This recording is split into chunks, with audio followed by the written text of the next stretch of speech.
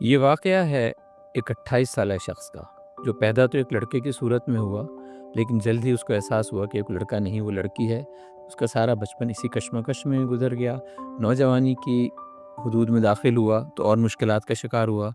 نہ تو گھر والوں نے اس کو توجہ دی، نہ دوستوں نے اس پہ کوئی توجہ دی، اور بلکہ اس پہ تنقید ہوتی رہی، اور وہ معاشرے میں ایک طرح سے قبولیت کا درجہ نہیں حاصل کر سکا، نہ تعلیم مکمل کر سکا، نہ کوئی ہنر حاصل کر سکا، اور نتیجتاً زندگی سے دور ہوتا چلا گیا۔ اتنے عرصہ گزرنے کے بعد، شدید ذہنی کشمکش میں مبتلا ہونے کے بعد، زندگی سے بیداری اتنی پڑی کہ اس کو خودکشی کے خیالات آنے لگے۔ لیکن اس نے سوچا کہ خودکشی سے پہلے ایک کوشش کر کے دیکھ لوں اور اپنے جینڈر آئیڈینٹیٹی کو حل کروں، اور اس کے لیے کوئی تھراپسٹ سے رابطہ کروں۔ اس نے ہم سے رابطہ کیا۔